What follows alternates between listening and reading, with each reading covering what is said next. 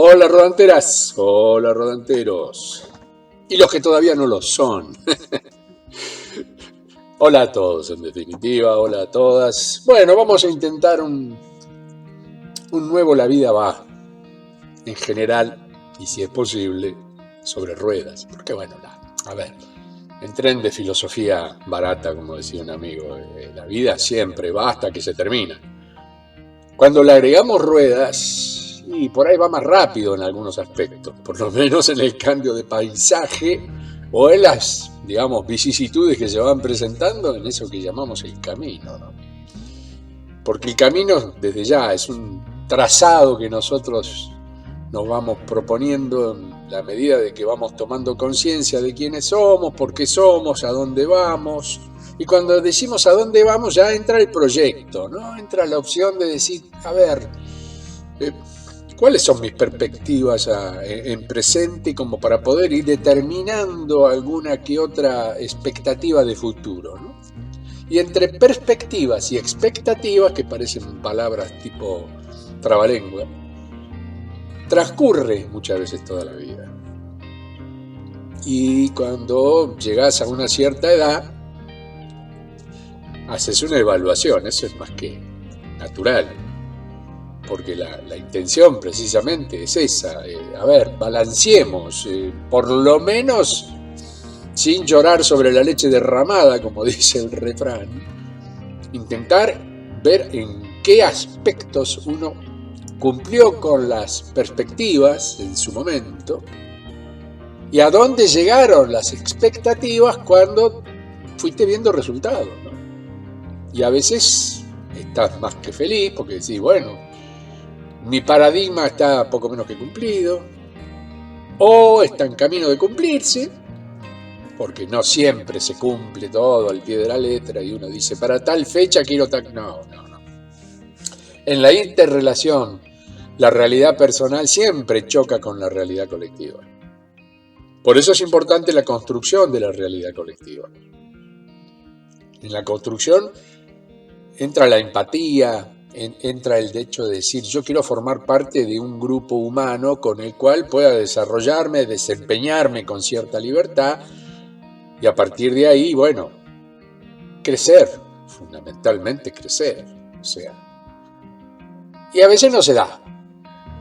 A veces lo intentás, pero claro, del otro lado no te responden a la medida o la velocidad de tus mínimas exigencias o pretensiones. A veces la palabra exigencia, para mí no me gusta exigir. Me exijo a mí, constantemente. Yo creo que la mayoría de ustedes debe hacer lo propio. O sea, llegado un momento, sacás fuerza de donde no tenés y avanzás. Como dice el farmacéutico, no tenés más remedio. Pero hay una relación absoluta entre lo que nosotros pretendemos y lo que podemos llegar a concretar. Y ahí está lo maravilloso del juego en el intercambio, que significa mi realidad es esta, la realidad que se construye a mi alrededor es esta otra, ¿cómo relaciono ambas situaciones, ¿no? Y ahí estriba la búsqueda y estriba el cambio. Cuando te das cuenta que no estás en el lugar que tenés que estar, pues movete. Pero nada, movete, pues si no te quedaste ahí. Está creciendo el agua, la tengo por los tobillos, bueno, listo, tengo los pies fríos. Está creciendo el agua, la tengo por las rodillas, bueno, fíjate. La tengo a nivel cintura, bueno, fíjate. La tengo en el cuello, bueno. O salí nadando, o aprendí a bucear, o que te crezcan agallas. Es la ley de vida. Cómo lográs una interrelación. Y la ley de vida está ahí afuera. Está en... Saliste y no estás en tu ámbito. Porque cuando estás en tu casa, bueno, bien, tenés tus límites relativamente manejados, coordinados, incluso hasta planificados, si querés. Pero una vez que saliste, esa es otra historia. Y yo esto lo comparo con lo que es mi oficio de toda la vida. Lo comparo, en realidad busco un punto de balance, ¿no? Yo vengo con una cámara pegada al ojo desde los 14 años. empecé como un novel ofrecedor, ofreciente de fotos. Desde que me habían regalado la primer cámara, una Agfa Gebhardt, de esas negritas que se le desenroscaba el lente, ¿no? Fija, por supuesto, no tenía ningún tipo de lente, ni siquiera se podía enfocar, trabajaba por enfoque directo, porque los diafragmas, o sea, el punto, digamos, el agujerito por el que ingresa la luz, era más bien pequeño, era una cámara que si quería sacar una foto en la oscuridad, ahí sí necesitabas la lámpara a través de lo que era el flash de bulbo, que había que dispararlo en forma casi coordinada, porque estamos hablando de una cámara de las más primitivas, que era lo que pudieron regalarme mis papás en sus estados siempre económicos complicados. Vivían en este país, yo ya piqué cuando mi padre tuvo que huir de la ciudad de Berisso en su momento, perseguido por ser sindicalista, en la época de la revolución famosa esa del año 1955. No había dinero, y las cámaras tampoco eran algo que se podía conseguir así, y mucho menos una cámara profesional o una cámara importante, ¿no? Ahí ya se complicaba la cosa. Entonces yo me la tenía que rebuscar. Con la camarita esa logré fotos, yo creo que bastante buenas en relación a la tecnología que yo tenía. Yo siempre con toda humildad y con respeto absoluto, me comparaba con Cartier-Bresson, el gran fotógrafo francés, que el tipo usaba una cámara Leica M3 o M1, ya no me acuerdo, la Leitz cámara metálica, cámara que se inventó para la guerra, increíble, usaba película cinematográfica, 35 milímetros, y lo que tenía de bueno es que se le plegaba el lente y el supuesto espía la podía guardar en un bolsillo, porque las cámaras anteriores eran aparatosas. Si querías hacer espionaje, evidentemente, hola, ¿qué tal? Vengo a hacer espionaje, me permite. Es un absurdo. Pero Cartier-Bresson siempre usó el lente normal, o sea, normal es lo que yo veo con mis ojos. Lo veo directamente a través de mis ojos, y si me pongo la cámara acá veo lo mismo, o sea, el nivel de encuadre, el ángulo de encuadre es el mismo. En general se promedia entre 48 y 50, 51 milímetros de lo que estoy enfocando. Y yo tenía una camarita, no una Leica, porque tener una Leica en ese momento era como tener un Rolls Royce, pero con mi camarita de plástico, de un formato no 35, sino que era 6x9, era un pedazo de negativo importante. Tenía una cierta disposición al gusto fotográfico, que era lo que me fascinaba, o sea, retener momentos. Incluso indirectamente, y con tan poca edad, lograba estar siempre en el lugar donde pasaba algo. Yo no sé, o tenía un olfato, o tenía lo que se dice, ¿no?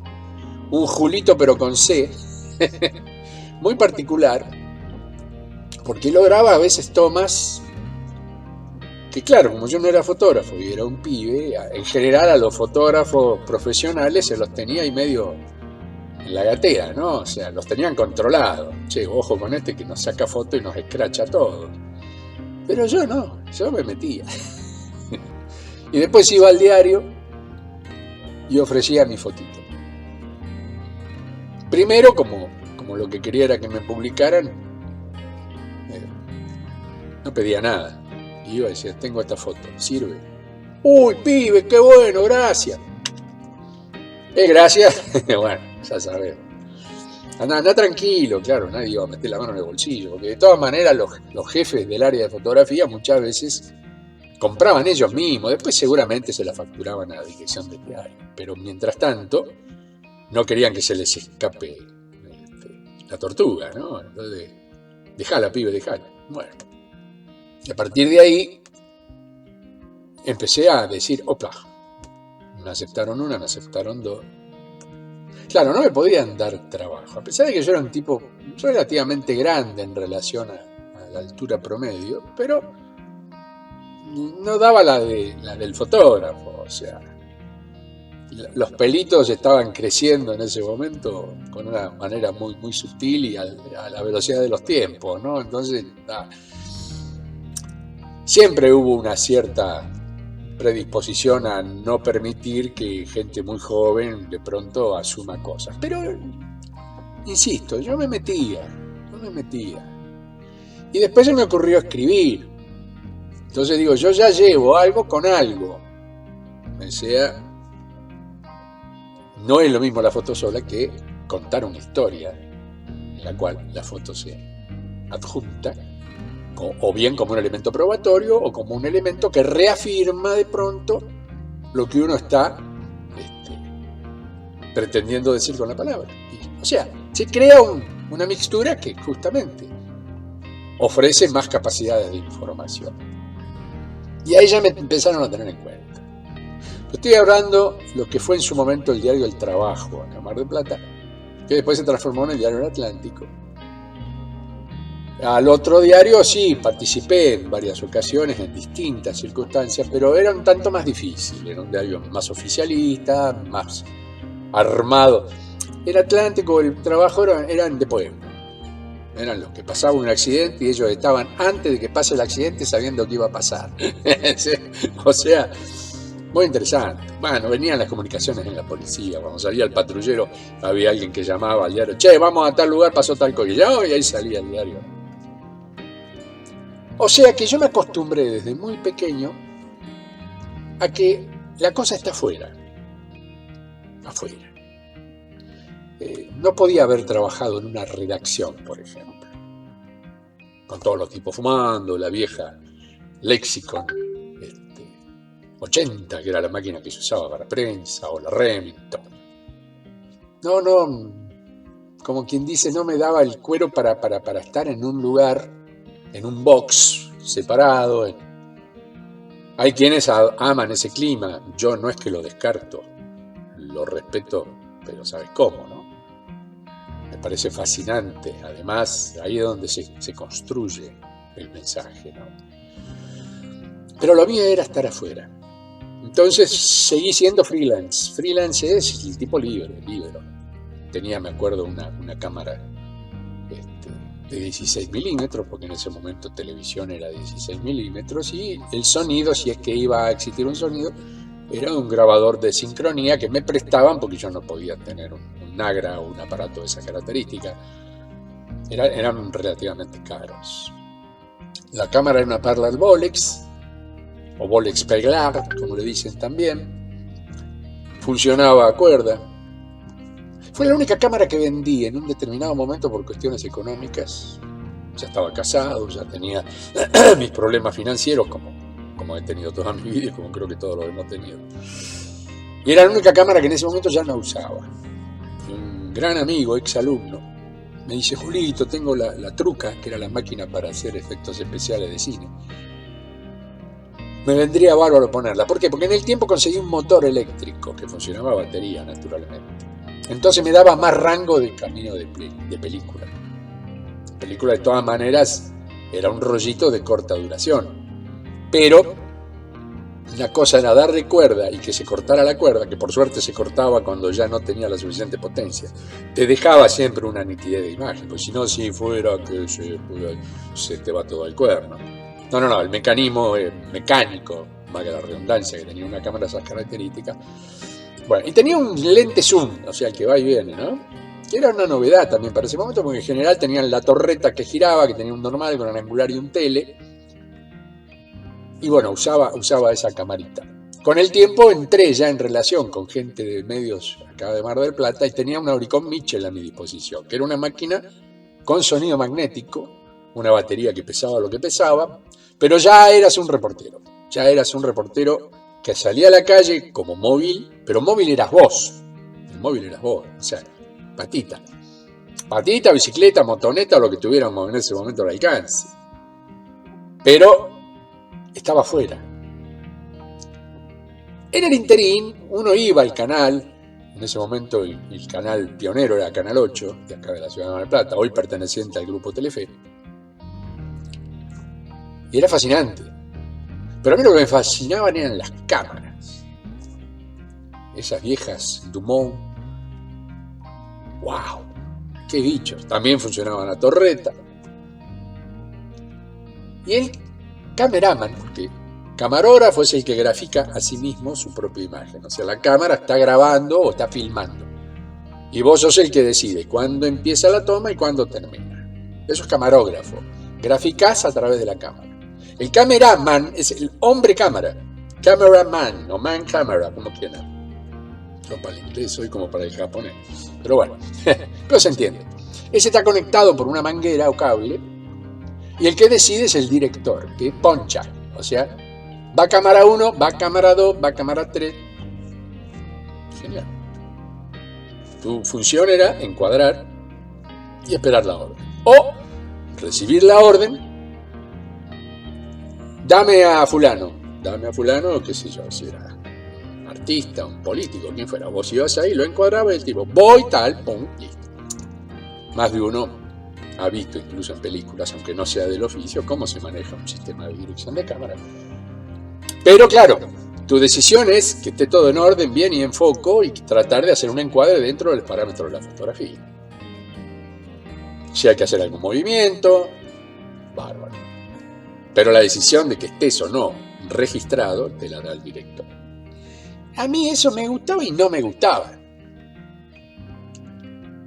¿Por qué? Bueno, porque vuelvo a insistir, yo me crié muy de pichón con una camarita, las que diría cualquiera, para sacar fotitos en la casa, fotitos familiares. Y esas fotitos familiares yo las transformaba en un material gráfico que fundamentaba cosas o que mostraba rostros, pero desde el punto de vista de la no presencia mía. O sea, yo era un ser que se introducía en el problema, resguardado en el anonimato. No llevaba una credencial que decía Julito fotógrafo, no, para nada. Ni siquiera era una cuestión profesional. Lo hacía porque amaba lo que estaba haciendo. Y esa era la pura verdad. A partir de ahí, claro, vas conociéndote y el bichito ya entró. Ya todos los ves con criterio fotográfico periodístico. Y se te hace, bueno, querés llamarlo vicio, llamarlo vicio. Yo no lo veo como un vicio, pero lo veo como una pasión, una verdadera pasión. Si hay reporteros del otro lado de este vidrio me van a entender. Tenés que estar con la cámara. Yo no sé, yo iba al baño con la cámara. Bueno, pero no me quiero escapar de la historia. La Mitchell me servía para hacer notas, el reportaje, y después, por supuesto, iban al canal. La persona, el dueño de la cámara, cobraba y me pagaba a mí mi parte correspondiente por ser operador. Pero no existían. Recién al poco tiempo del que el canal ya había tomado un cierto vuelo, aparece el primer equipo móvil. Y ahí es donde quiero apuntar. El equipo móvil era como un estudio de televisión, pero montado en un camioncito. Llevaba mínimo una cámara a 3 cámaras si el evento era importante. Y toda la tecnología estaba dentro del camioncito. ¿Cuándo empieza realmente a funcionar este sistema? Cuando aparecen los que llamamos enlaces de microondas o por microondas, que era una antena tipo parabólica a la cual se conectaba por cable el móvil. Y ella después transmitía por aire a una parabólica que en general se encontraba instalada en la antena de transmisión, porque estamos hablando de transmisión por aire. El cable todavía era algo que a nadie se le hubiera ocurrido. O si se les ocurrió, no daban los costos. Entonces, una vez que esa antena en el canal captaba, por cable bajaba al sistema de switch o control central. Y eso salía al aire. Maravilloso. Maravilloso. Había un cierto problema que hoy sigue existiendo en muchos casos, que es el famoso delay. O sea, la imagen va a una velocidad, el sonido va a otro. Entonces hay un retardo que a veces hace que no coincida lo que uno dice. Eso ya prácticamente lo han eliminado con el sistema de transmisión que existe vía satélite y, bueno, tecnología que trabaja con mecanismos de aceleración. Yo no voy a ponerme a hablar de eso porque no tiene que ver tampoco con esto. Yo lo que quiero recalcar es que el equipo móvil te permitía hacer televisión en cualquier parte. Y la tele va sobre ruedas.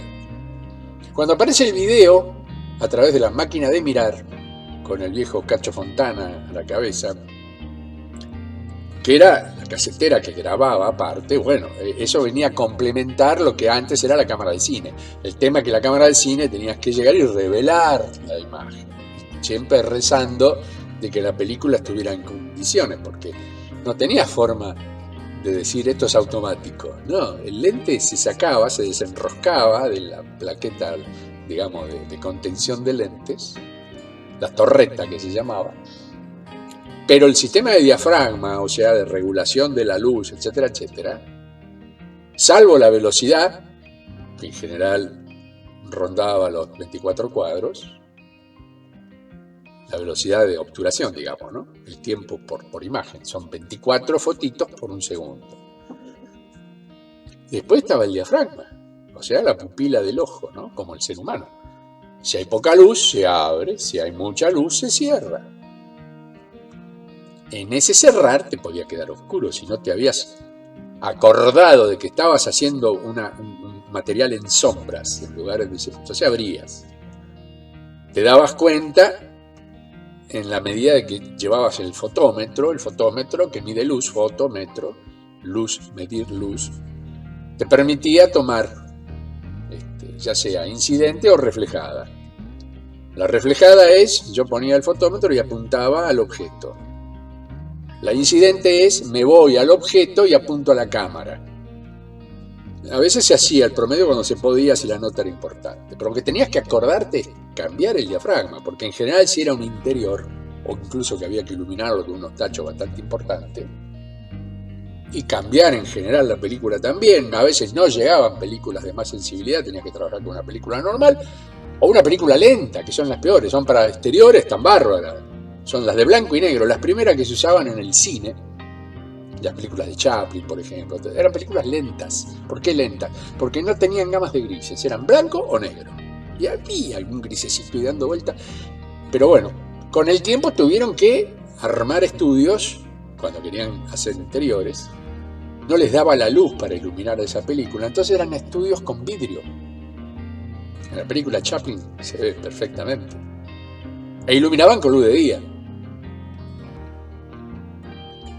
Más tiempo posterior aparecen los grandes tachos con vidrios Fresnel, que eran unos vidrios que tenían como un lupón así, y eso con unas lámparas tremendas. Bueno, pero tenías que tener una tecnología y un dinero que a mí no me daba el cuero para eso, ni mucho menos.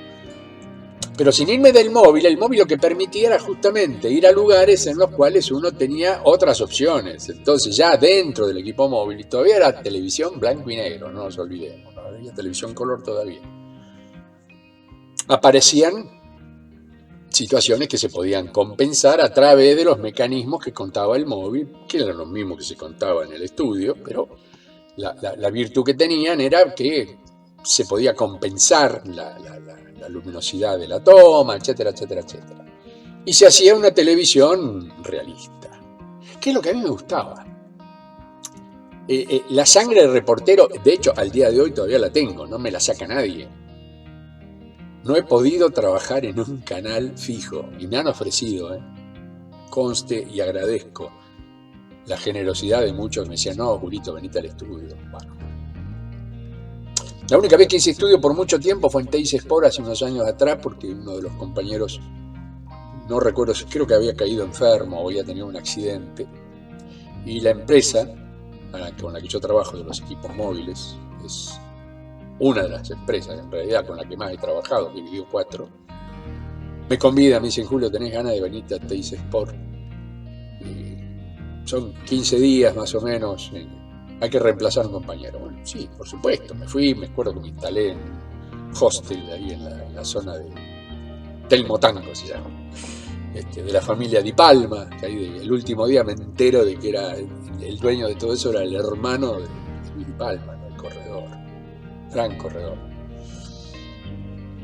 Y ahí estuve en el estudio, pero era una cosa, ¿viste? 40 y pico de minutos en un programa a la habitación o la sala de camarógrafo, esperar una hora, después volver de nuevo, siempre dentro del canal, muy descansado y muy bien pago, por cierto. Pero a mí me faltaba calle, me faltaba viento, no sé, hay una adrenalina muy especial que los que son camarógrafos de raza me van a entender, que es estar ahí en el momento que la cosa pasa, estar ahí sufriendo a veces las inclemencias del tiempo, ¿no? Y vos dirás, bueno, Julito, estás cómodo, te pagan bien, ¿qué te pasa? Y que, viste, llega un momento, a mí me amarga la vida, con todo respeto. Si hoy me llamaran a cumplir una tarea similar, aseguro que iría, por supuesto. Por dos motivos. Uno, ayudar de pronto, porque vos sabés que le estás tirando una mano a un compañero que tiene algún problema, dale, yo te reemplazo, no hay problema. Y el otro, una monedita. Ah, vale, te cuida las espaldas. Pero bueno, esto fue en Buenos Aires, yo estaba en Mar del Plata, lo de Teis Sport, por supuesto. Significó un traslado. En ese momento yo ya estaba solo, así que tampoco era una cuestión de decir abandono a la familia. Pero, no sé, fue una experiencia maravillosa. Me permitió compartir con compañeros que nunca hubiera conocido si no hubiera estado de pronto ahí, en vivo, con ellos. Pero no es lo mismo, no se me da para estar en un estudio, lo digo con total honestidad. Y respeto muchísimo a aquellos que lo hacen y lo hacen maravillosamente bien. Pero mi sensación adrenalínica me mueve siempre a estar en exterior.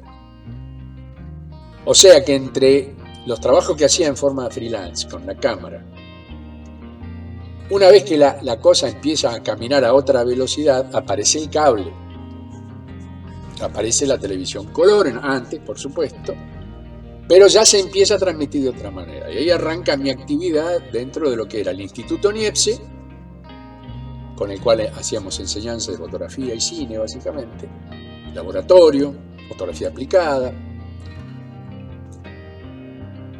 Era mi pasión. Bueno, el instituto, el simbolito ese que está ahí abajo, a la derecha de la pantalla, como decían en la tele, abajo, ese simbolito era nuestro lema, nuestro sello, llamémoslo así, ¿no? Y claro, aparece el video. Y uno ve, observa, olfatea, y a mí me entró a gustar la cosa. Entonces hicimos un esfuercito económico con la familia, por supuesto, que estaba la anuencia de la familia, y empezamos a comprar primero una camarita, después renovamos esa camarita por otra, después renovamos por otra. O sea, a medida que veíamos que la cosa venía aumentando en capacidades, decíamos, bueno, vamos a jugarnos un poquito más allá. Y comenzamos a funcionar con el canal 9 de CCTV, de Cable Color Televisión de acá de Mar del Plata, que fue el canal local casi en su totalidad. Porque a pesar de que tanto el 8 como el canal 10, que era el otro canal digamos que era su competencia, hacían televisión local, pero había mucha lata, había mucho que venía de Buenos Aires, como creo que pasa en muchos países, no sé, no conozco. Acá, por lo menos en Argentina, acapara todo el sistema de pantalla. Y encima hoy día con el lobby de canales que hay, que en una sola transmisora hay 35 canales en el interior. Y bueno, vos lo que recibís lo que está pasando en Buenos Aires. Y nosotros con el 9 lo que intentábamos hacer era televisión local. Y NTC, Niepce Televisión Color, que de ahí viene el famoso Televisión Color. Estábamos siendo pioneros en un tema y con un formato muy particular, que era el VHS, Video Hogar System, eso significa VHS, que era el formato casero, video hogar. Y nosotros lo hicimos profesional. Lo hicimos profesional incluso porque utilizábamos equipos de edición de alta gama, como quien dice. Yo nunca me olvido cuando compramos el centro editor completo, las máquinas JVC, Japanese Victor Company, eso es JVC. Les tiro esto porque, ¿sabes? Por ahí no saben qué significan las siglas, ¿no? Y el centro editor, que eran 2 tremendas caseteras, tengo una acá cerquita mío, la otra se perdió lamentablemente en un service y ya hoy es imposible renovarlas porque no existe tecnología para poder arreglar las capacidades de este tipo de equipo, ¿no?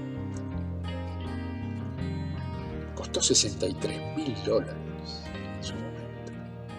Yo cada vez que me acuerdo de lo que fue el esfuerzo económico, que si yo no tenía relación con la pesca a través de la familia de mi ex esposa, era muy difícil poder amortizar con trabajo semejante equipo. Pero costaba menos de la mitad de lo que costaba el equipo Umatic de 3/4 de pulgada. El VHS es media pulgada, el otro es 3/4 de pulgada. Mayor capacidad, pero mayor costo. Y yo veía que nosotros necesitábamos, claro, cada cartucho de video que estabas comprando en ese momento costaba una fortuna si era Umatic. Eso lo podía hacer un canal. Te mandaban a la calle con el Umatic, la casetera portátil. Y yo también tuve mi casetera portátil, una 4100 JVC, que también la tengo ahí arriba y la estoy mirando. Por ahí voy a mostrar alguna imagen, sin aburrir, como complemento de esto que estoy diciendo. ¡Wow! ¿Qué pasa? Que yo tenía cassette E180. Me daba, E120 era en realidad, me daba 2 horas de grabación. El 180 era de 3 horas, pero era para NTSC. Esto es formato PAL, fase alternativa de línea, formato alemán. Y el otro es el NTSC, creo que era National Television System Company, que era más rápido. Se supone que tenía más fidelidad, la pantalla era más pequeña, en realidad, en relación al PAL, pero eran 180 metros de cinta para 2 horas. El otro tenía 120 metros de cinta para lo mismo. Pero lo que interesante tenía cualquiera de los dos sistemas, que vos ponías REC y le dabas para adelante. Mientras los otros, que eran cartuchos de hasta 20 minutos, tenías que cambiar. Si estabas en un partido de fútbol y se te estaba terminando la cinta y dan un penal y vos te querés matar. Así fue como más de una vez hicimos algunas trampitas. Hoy las puedo confesar porque ya estoy fuera de juego. Che, Julito, ¿tenés el gol? Sí, vení. Cable, te copio. Y el tipo iba con una copia que en realidad era VHS, pero en el canal no le daban mucha bola. La idea era tener el gol. Pero había sido grabado en un equipo VHS que lo miraban así de torcido, ¿no? O sea, no te aceptaban mucho material en los canales oficiales, como quien dice. En cambio, el cable nos daba la posibilidad. Y creamos todo un mecanismo de producción y llegamos a tener 14 programas semanales. Una cosa de loco. Editábamos a tiempo partido, no había, las máquinas se encendían y a veces estaban 3 días sin apagarse. Una cosa de loco. Por eso son tremendos equipos a los cuales yo recuerdo con absoluto cariño. Y respeto además, porque nunca me dejaron a gamba. Es más, cuando fui a comprar, te vendían la player y la record. La player era solamente reproductora y la record era la que grababa. Y yo me acuerdo que le dije al ingeniero Tenorio, que en ese momento era gerente de ventas, gerente técnico de la empresa Audinac, que era la que vendía justamente los equipos JVC. No, yo quiero 2 record. El tipo me mira y dice, no, Julio, eso. Una player y una record, viene el conjunto. Quiero 2 records. Pero usted me rompe uno de los equipos. Si los equipos vienen player, record, player, record, player. Yo le doy 2 records, dejo un equipo sin record, me queda. La pago. Pero hay una diferencia. Sí, la pago, no hay problema. ¿Qué quería hacer yo? De olfato nomás. Y un poco, bueno, mínima experiencia que ya había logrado charlando con enormes técnicos al respecto. Las cabezales de video, tienen un desgaste. El player es el que reproduce siempre, por lo tanto, a veces se te empastaba, tenías que limpiar, ¿viste? Con alcohol isopropílico, etc. Y la record grababa, pero a cierta cantidad de horas, que creo que el promedio era entre 2.500 y 3.000 horas de uso. Había que cambiar las cabezas. Negocio, lógico, no vale. Obsolescencia programada, si querés llamarla. No era tan así, pero bueno, uso, sencillamente. En las imágenes, en las zonas de blanco, aparecían lo que llamábamos la colita de cometa, que eran como unas rayitas negras. Y cuando aparecía eso, vos ya sabías que tu cabezal tenía poca vida. ¿Qué hacía yo? Hacía 500, 600 horas, las contaba siempre con planillita, todo, siempre fui un enfermo para esas cosas. Hoy mismo hago un detalle de cada video grabación que hago, con tiempo de comienzo y tiempo de final. Acá no se desgasta nada, pero lo hago por costumbre. Porque un día se me ocurre sumar y veo, la flauta, edité hasta el día de hoy 1,5 millones de horas. Wow. ¿Qué me sirven? Es estadística, para mí, nada más. Y a veces para pasarle el costo a un cliente. Che, mirá, hice tantas horas, acá están registradas, tal hora, tal hora, tal hora, tal hora, tal hora. Esa prolijidad me dio trabajo en su momento con gente importante, porque sabían que yo te cobraba lo que correspondía, ni un minuto más ni un minuto menos. Y bueno, con esas máquinas, ¿qué hacía? Cambiaba. Después de 400, 500, 600 horas, rotaba y esta récord, que hasta ahora había sido player, se transformaba en récord. Y la que había sido récord se transformaba en player.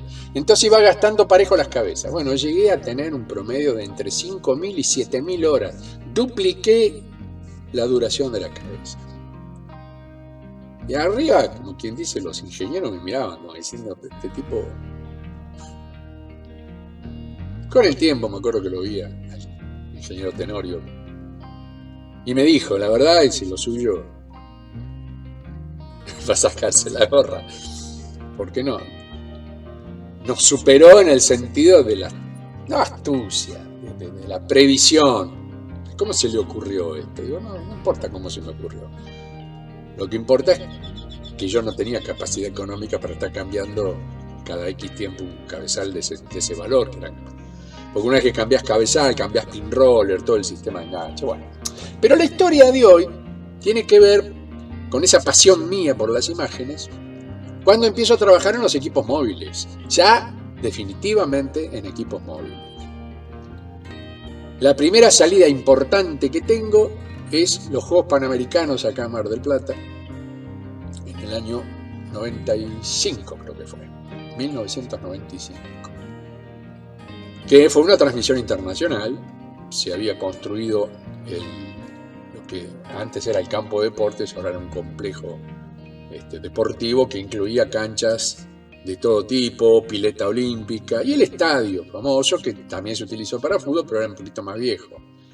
También un día, si no se las conté, les contaré cómo fue la historia mía con relación al estadio Minela de acá de Mar del Plata, donde voy incluso mañana, esto se está grabando por supuesto el viernes, mañana sábado voy a tener un partido acá en el famoso estadio, mi estadio, ya un día explicaré por qué.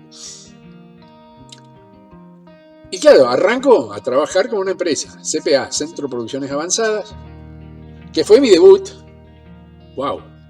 en un sistema de televisión en exteriores con un equipo móvil, que en ese momento estaba armado, improvisado, porque a esta gente le cae el trabajo, no había muchos equipos móviles a nivel nacional, así que armaron de emergencia como pudieron y se mandaron. Y salimos absolutamente dignos, ¿no?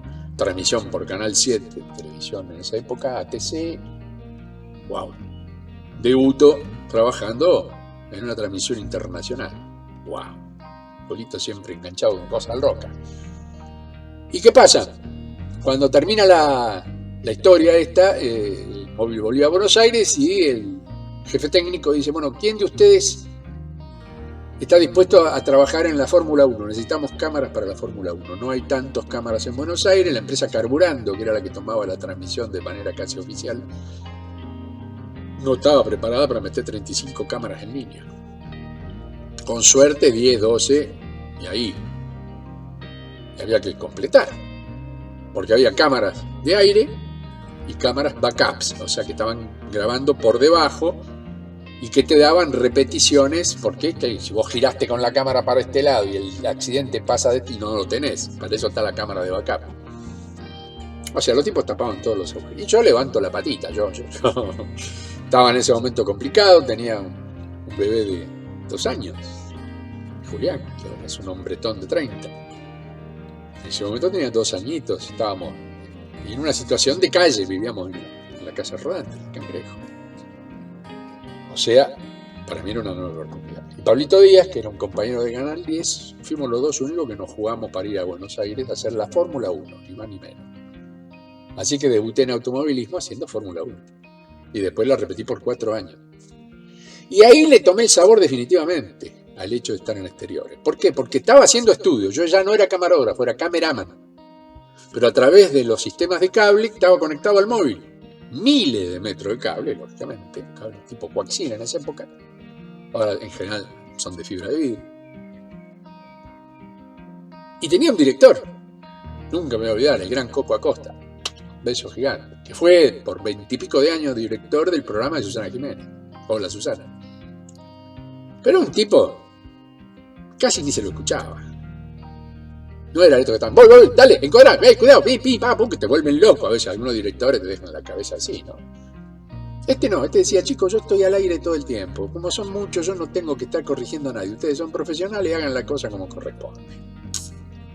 Siempre van a ver que se enciende el tali, o sea, la lucecita roja, que se replica afuera para que vea quién está en ese momento en grabación, que acá eran coches Fórmula 1, por lo tanto el de afuera era simbólico. El de adentro, el del view, el viewfinder que se le llama, el televisorcito ese que está por encima de la cámara,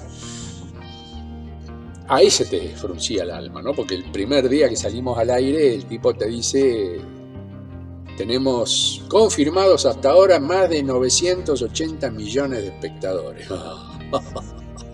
Equivocate. Había una cierta presión que uno intentaba desde el amor propio, ¿no? No hay cosa peor cuando estás trabajando con un director terrete. Julio, fíjate lo que estás haciendo, ¿qué te pasa? Y tus compañeros a través de los teléfonos están escuchando. Así como uno se siente a veces congraciado con el compañero a que retan, peor es cuando te retan a vos. O decir, bueno, está bien, me la mandé. O a veces no te la mandaste, a veces lo que llamamos en la técnica el moco, ¿no? El error, se lo comete el director, pero hay directores que no lo asumen y te lo echan a vos, ¿viste? Papá, no te muevas. Sí, pero estoy buscando la historia. ¿Por qué me ponchaste? Si el que habilita la imagen sos vos. Yo estoy buscando. Si ves una barrida, no ponches. Claro, los tipos a veces laburaban sin mirar, miraban la pantalla, a veces se distrajeron, poncharon y pácate. Y quedó la barrida, quedó un errorcito, como quien dice. Pero lo cierto es que a partir de ahí comenzó mi periplo con la empresa carburando y terminé en la última etapa, que ya era Pistas Argentinas, haciendo automovilismo profesional. El sistema móvil más importante en transmisión de carreras de Argentina, en principio, y por mucho tiempo el primero y el más importante de Latinoamérica. Con el primer móvil digital completamente, que era el famoso camioncito gris, un momento de pronto que uno dice, wow, ese camión fue el primer camión digital de la televisión argentina, totalmente digital, y encima gana un premio internacional al mejor móvil de televisión del mundo en Estados Unidos. O sea, y Julito estaba ahí, estaba participando. Viajando, por supuesto, toda la semana, Mar del Plata a Buenos Aires, a la vuelta a Buenos Aires, Mar del Plata, y así. Yo tenía siempre 800 kilómetros extras. Que algún día, que los tengo más o menos registrados en mis cuadernitos, me tomaré la locura de ponerme a contar cuántas horas viajé y cuántos kilómetros recorrí. Estadística, locura. Sí, no importa. Pero estaba en un equipo móvil, hacía televisión absoluta con toda la profesionalidad. Piensen que en una pista de carreras el mínimo son 9 cámaras y a veces llegábamos a 12 cámaras. Pero en general eran 9 cámaras más o menos, contando las cámaras de línea, que son las que van recorriendo el circuito, y la cámara, o a veces al último tiempo ya eran 2 portátiles que están trabajando en la zona de boxes, por decir. Bueno, yo las hice todas. De la 1 a las 6 o 7 y las portátiles también. ¿Por qué nos íbamos turnando, lógicamente? Dependiendo de la carrera, dependiendo del lugar, dependiendo de quién venía o no, porque no siempre era exactamente el mismo equipo, a veces cambiábamos cámara. La gran mayoría venían de Canal 7. De hecho, salíamos de Canal 7 con una camioneta, con el turco famoso, con la nena, en una Mercedes 314, la nena de la Farel, la nena. Y tipo extraordinario también, con el que nos hemos peleado, no importa, pero pero un respeto absoluto, que era el transportista el que nos llevaba. O sea, mi vida era sobre ruedas. Yo tomaba el colectivo de mi casa a la estación. De la estación, bueno, cuando vivía cerca, ahí en lo que era la vieja terminal, iba caminando. O sea, eran 6, 8 cuadras, no había problema. Y ahí, colectivo de línea a Buenos Aires. De ahí, en vehículo a la correspondiente locación, que podía ser, no sé, en Bahía Blanca, podía ser en cualquier otra parte, Mendoza, o viajábamos en colectivo, o viajábamos en avión, o directamente íbamos con la combi, si era relativamente cerca, en general Concordia, esos lugares íbamos con la misma combi. Después de vuelta, rueda de vuelta, después otra rueda para llegar a... Y después, cuando ya estaba en Sierra, rueda para llegar a... O sea, mi vida era sobre ruedas. Mi dormir contra la ventanilla se transformó en una costumbre de vida. Absolutamente. Y yo creo que uno de los tipos que mejor se relaja y mejor duerme en un vehículo. Todos me decían, ¿cómo podés dormir? Hay baches de todos colores, están saltando y vos... Y yo me centro, me concentro, hago una especie de meditación y me duermo. Sí, pero nada, es costumbre. Costumbre. Yo no sé, pero fácil debo haber dado de 10 a 15 vueltas a todo el país, visitando autódromos, desde Río Gallegos, Río Grande, la Patagonia, hasta Salta, Cataratas, o sea, Posadas, qué sé yo. Son muchos autódromos, son muchas vivencias, son muchas situaciones, y que de golpe uno se va afianzando en el equipo, el equipo ya somos hermanos, ya está. O sea, la emoción que uno sentía cuando te agarraban esas lluvias tremendas en pleno invierno. A veces hacías a tiempo a ponerte el equipo de agua, que era un equipo parecido a los que se usan para pescar. Entonces, mal o bien, te mojabas, pero, viste, el tema es cuando no llegabas, cuando estabas al aire y estabas continuamente, voy 3, voy, Julito, dale, ahí voy, búscalo, que es cuando vos vas con el zoom al fondo y lo traes al coche de carrera, lo venís peinando, como se dice, con el foco, y lo tenés ahí en primer plano y de golpe este se pega con este otro y sale disparado y una hermosa adrenalina, no una adrenalina que te mata físicamente, sino que te mantiene en un estado de tensión extraordinario. Eso es no sé cómo explicarlo, es orgásmico, no sé, por ahí es exagerado, pero es algo así. Y de golpe se largaban esas tormentas y de golpe, viste, las cámaras, vos veías que había una vibración y ese era el frío nuestro, que temblábamos, congelados, mojados, con viento helado, y ahí estábamos, viste. O vientos, como nos pasaba en el Río Gallego, que nos venían ráfagas de 100, 110 kilómetros y nos volteaban con cámara y todo desde el mangrullo, que es el famoso aparato ese con fierro donde allá arriba está la cámara. Viene de lo que era el mangrullo de los viejos fortines, que se levantaban en una torreta y ahí arriba estaba el observador, como las películas donde hay prisiones y hay una torreta y ahí arriba está el tipo dispuesto a limpiar al preso que se ponga loco. Bueno, el mangrullo era eso, era la avanzada y tener un lugar de observación más alto. Bueno, en el caso le pusimos el mismo nombre, no nosotros, ya viene de tradición.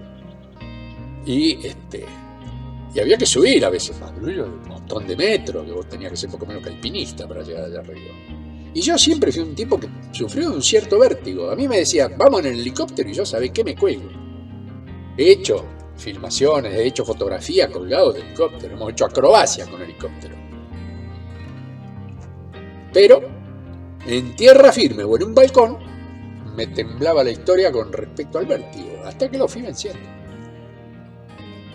Yo me acuerdo cuando subía los mangrullos altos, decía a Julián o al hijo en ese momento, que lo ponía ahí arriba, te voy a rescatar. No miraba para abajo, miraba para arriba. Mi objetivo era llegar y llegaba. Una vez que estaba arriba, bueno, aguanté. Y lo hice y lo volvería a hacer porque honestamente eran momentos de altísima tensión, maravilloso. Una carrera es algo que uno no lo puede explicar. Yo durante años hice eso, después pasé al fútbol. Cuando nos sacaron de las carreras empecé a trabajar mucho en fútbol. Y no es lo mismo, ¿qué quieren que les diga? El fútbol es más bien cuadradito, ya sabemos, estos corren para acá, estos corren para allá. No tenés mucha alternativa. Donde está la pelota tenés que estar encuadrada. Que la pelota no se vaya de cuadro, bueno, listo. Y son varias cámaras, por supuesto, las cámaras que toman un partido de fútbol, ustedes se dan cuenta que la narrativa es completa, la idea es no perder ninguna jugada, bueno, pero en automovilismo vos estás solo en un momento dado. Le estás cubriendo el culito al que va enfrente.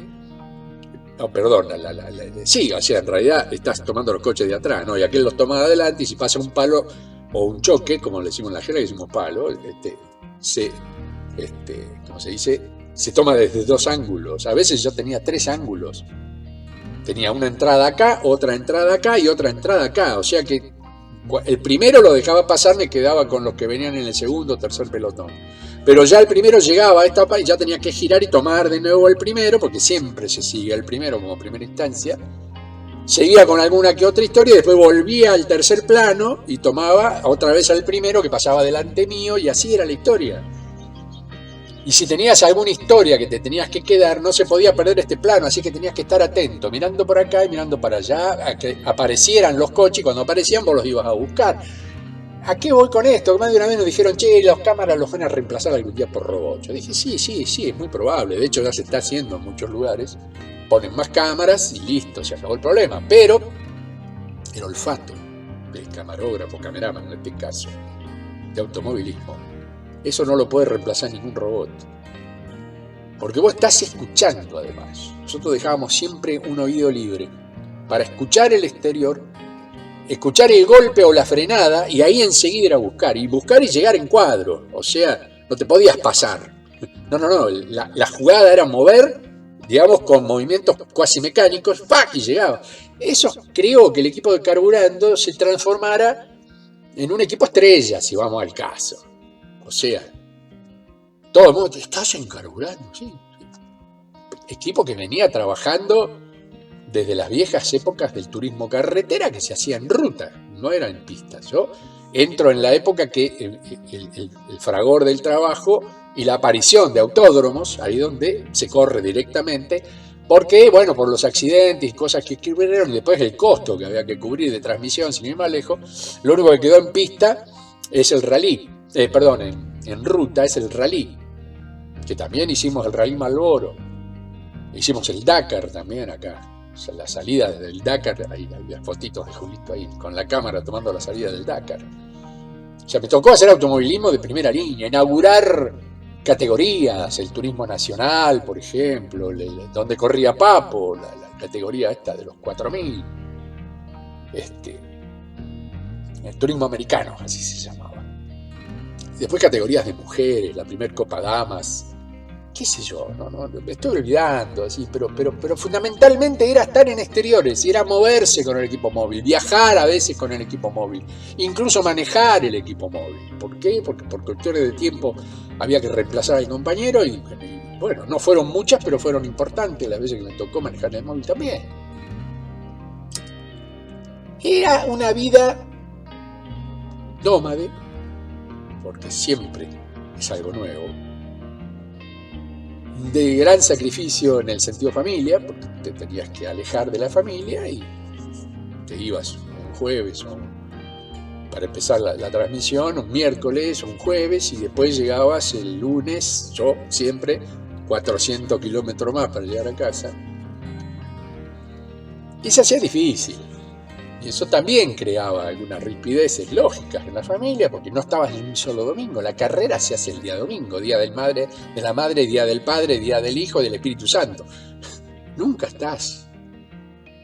Los cumpleaños, y en general los cumpleaños, ¿viste? Durante la semana, que los chicos van a la escuela, y se hace el sábado, lo hacemos el sábado, y papá no estaba. Y eso va creando asperezas. Por más que exista amor, por más que sea como sea, ¿viste? No estás. Y a veces, qué sé yo, uno cree que se valora el sacrificio, en general se valora, yo no tengo que decir nada de mis maravillosas compañeras de vida. Me aguantaron muchísimas de estas. Y fueron verdaderas heroínas, se hacían cargo de la familia, lo cual no es poco. Al contrario. Pero, viste, el hecho de que no estés va creando costumbres en las que con el tiempo te transformás en molesto. Claro, cuando vos llegás, rompes el orden de esa familia que durante una X cantidad de días por semana no te tienen y se organizan. Cuando vos aparecés, despelotas todo. Sos el molesto. Molesto con amor. Pero vos te dabas cuenta que indirectamente te estaban diciendo la verdad, me estás rompiendo lo que te dije, ¿no? Y el fin de semana fuera es tremendo. Es tremendo.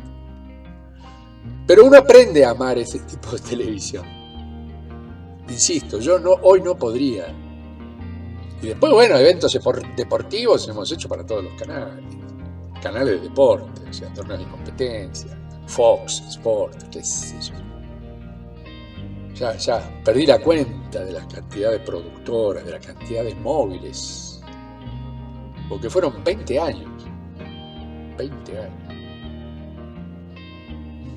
Un récord en tiempo. Un récord. 20 años y un poquito más, porque yo seguí después del 2014, 2015. Yo empecé en el 1995. Que renuevan los equipos y a lo viejo medio como que, bueno, chicos, gracias por los servicios. Ya está. Fue extrañar para mí estar en casa un domingo y que me digan anda a cortar el césped era lo último que me podía pasar. Si me está viendo, compañerita. Yo lo hacía igual porque te amaba a mi familia, pero era una puñalada en el hígado. Yo en ese momento ya estaba escuchando y comienza la transmisión, ¿no? Porque lleva a papá, vamos, están todos en el punto de largada, la regaron. Viste como las carreras de caballo, y fulano de tal está llegando a la primera curva, golpe, se nos fue, ¿qué pasa? ¿Dónde está? Y lo estaba buscando el cámara, viste, ahí, allá va, fulano, espera, Mengano, que el campeón, cuando llegaba el fin de año con el campeonato te volvían loco, seguímelo a este, buscame aquel. Y, está bien, pero... En una época teníamos los View blanco y negro al principio, no eran View color, el Viewfinder. Entonces te decían, seguía el rojo, ¿qué rojo? Si yo lo veo gris, tenía que sacar la cabeza, ya está, y ahí eran segundos que a veces eran imprescindibles. O sea que si yo quisiera contarles anécdotas de esto, bueno, los aburro. Yo lo que más quería hoy era rendir un homenaje a la televisión móvil. Esa televisión que uno a veces la tiene ahí, hoy la tienen constantemente, hoy se usan unas mochilitas de transmisión vía satélite que son extraordinarias. Livianas, piolas, pero vos salís en vivo. De hecho, hoy están saliendo en vivo con celulares. ¿Qué problema hay? La televisión amplió las perspectivas del exterior y sí, hay una mesa, pero en general los mobileros, como se les dice, siguen siendo mecanismos móviles de captación de imágenes y sonido. Están en el lugar del hecho. Y los equipos móviles, los pequeños canales móviles, pues yo me acuerdo cuando se vendió el camión me lo compró Telefe, acá en Argentina, el camión de la empresa CPA. Lo usaron durante mucho tiempo como control central, porque habían tenido un incendio, había habido una serie de cuestiones. Yo por ahí estoy mezclando épocas, si hay algún compañero me dice, no, Julito, pido disculpas porque la verdad se me mezclan los años, ¿no?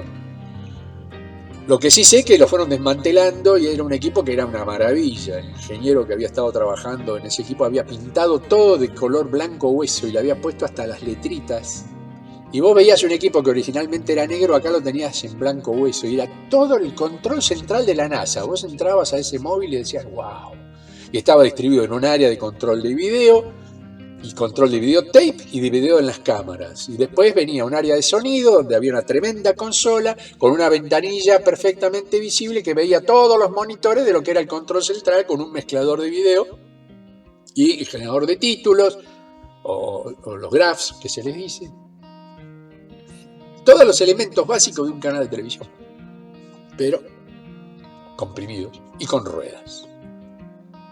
Y esa televisión con ruedas a uno le permitió observar y vivir situaciones que de otra manera hubieran sido imposibles. Porque las carreras que hacíamos nosotros, los partidos de fútbol, era una cámara en un punto en el que estaba siguiendo y giraba y por ahí estaba siguiendo al primero y el choque, el palo, como fuera, había sido en la anterior curva y tenías que barrer y ya te habías perdido la parte sustanciosa de la cosa. Y es cuando aparecieron las cámaras de slow motion, o sea, esas que te viene el coche y te pasa despacito y vos ves que levanta la ruedita y viene así. ¡Ah, por favor! ¡Qué placer! Porque yo con una de esas cámaras, yo al coche lo veo en velocidad normal, digamos. Pasa y yo hago el barril. Pero está trabajando una altísima obturación.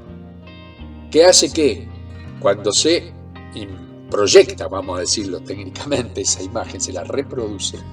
Como en la película que se grabó en el caso de, o se filmó en el caso de cine, o la cinta que se grabó es de mayor extensión, va pasando despacito y ahí tenés la famosa cámara lenta, que no es la cámara que sea lenta, es la reproducción que es más lenta. La cámara, al contrario, trabaja a otra velocidad diferente. Hace, ¿qué es esto? La de cine era a toda velocidad.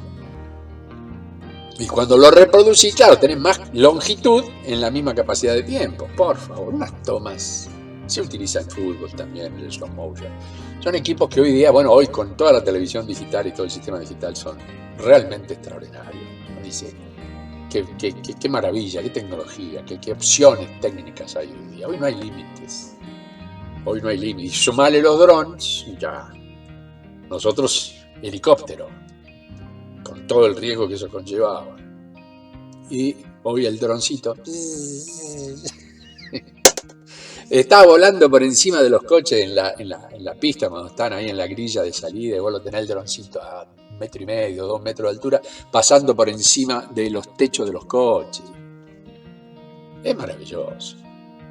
Es maravilloso. De pronto está acá, yo me acuerdo que sentía, para mí era el mosquito, ¿no? Quiere decir que el dron andaba cerca mío, ¿no?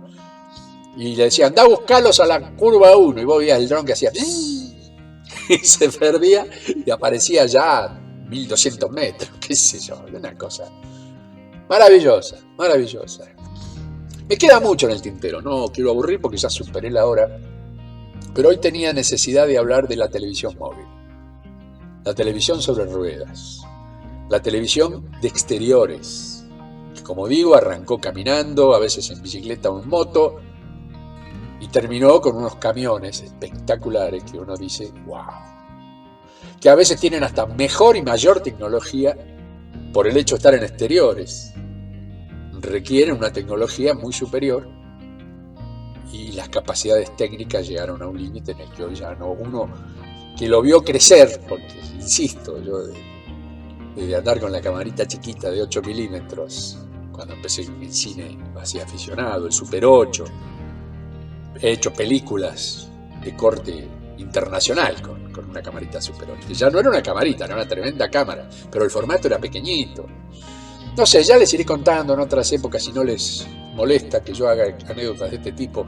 Porque digo siempre que las ruedas a mí me modificaron la vida, o sea, me pude dar el lujo de hacer lo que yo amaba, mi pasión, pero sobre ruedas, a través de los equipos móviles. Y la época de Carburando, esos 20 años para mí fueron una marca indeleble. No solamente porque viajaba por todo el país, sino por la característica de captación fotocinematográfica que uno hacía en una pista de carreras. Y eso con el tiempo se te iba incorporando de tal manera que ya de pasión pasaba a vicio. Y el día que por cualquier eventualidad no habría carreras, y uno lo extrañaba, porque ha habido suspensiones a veces por distintos motivos. Esta semana no hay carrera porque había votación, por ejemplo, y no se podía hacer un torneo de estas características porque la gente tiene que ir a votar. Entonces ese día no iba. Y a pesar de que estabas más descansado, que no te comías tantos kilómetros de viaje, tanto tiempo de esfuerzo de estar ahí sentado en un asiento esperando la llegada, te creaba una sensación como diciendo, ya tendría que estar en la pista a esta hora, tendría que estar en tal cámara.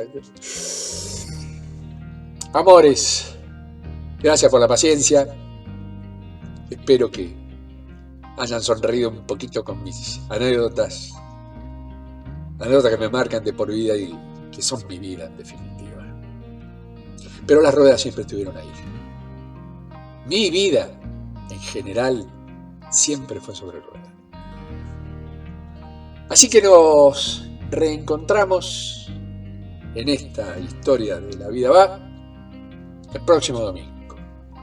En el medio, quien está viendo esto el día que fuere, no es precisamente te encuentro el domingo, no, por ahí me estás viendo el martes, me estás viendo el miércoles, no importa, ustedes me entienden a dónde yo apunto. El día en el que esto entra en la red de YouTube es el día domingo. Así que espero tenerlos del otro lado, no sé, supongo que están ahí,